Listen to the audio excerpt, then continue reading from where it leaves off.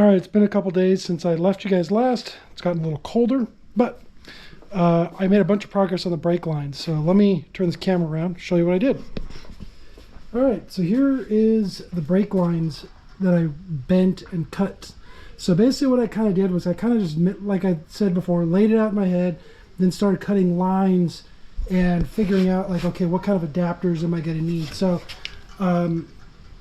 right now, none of these are flared, so the lines are just kind of laying here and taped into place. So rear line comes out of the rear master, goes into this residual valve.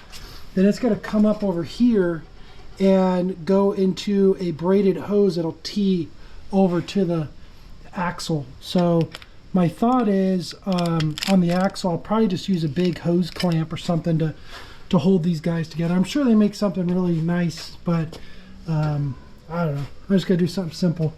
So I have it ran underneath here and around. Then for the front, I have it coming out here and over to, my thought is it's gonna kind of be like on the side of the frame right here. And it'll run down, down, down.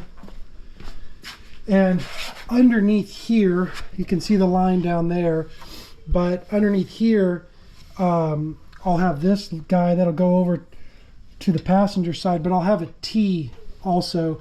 So basically a T from here, then from that outer port will go directly to the line here. So these guys, I did some shopping on Summit and found all the different fittings and lines and stuff that I needed.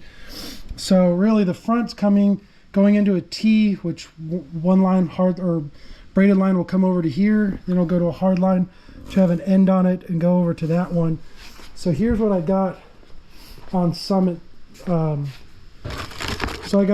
I just went ahead and did braided lines, and they're -3 AN. So with that, I had to get adapters. So this goes from the flare to an AN.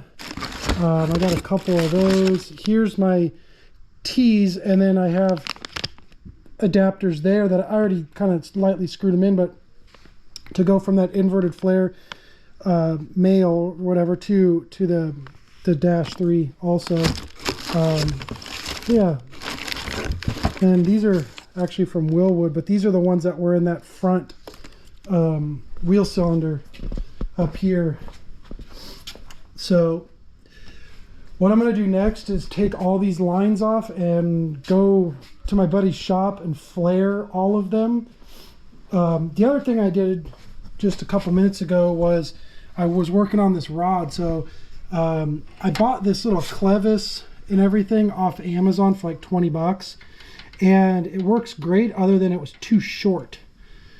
So right now I ended up, it's hard to tell, but right here, this is a bolt that I bought earlier today, and I welded it. So there's a piece kind of all thread here that goes into the master. I put a nut at the very end of it, and I welded it to the head of this bolt. So here's the shank, and then the threaded parts in here. So I can still adjust these independently of each other to lengthen or shorten this thing up. But so I welded those together. This is just a jam nut. This one I forgot to take off, but it does nothing back there. Then the double jam nut up here. So that it needed to be extended about 2 inches or so. But now brake pedal works. I welded this guy on last week also, because this arm wasn't on yet. So now my other fear was, what if this brake pedal, you hit a bump and this brake pedal goes up? Is that going to pull this rod out? But I don't know if you can see, but it can't come out even all the way with this brake pedal up. So even if I happen to hit a bump, it won't come out. My other thought is maybe once I get the body on, I'll put like a really light spring or something that'll kind of put just a little bit of tension on this or something.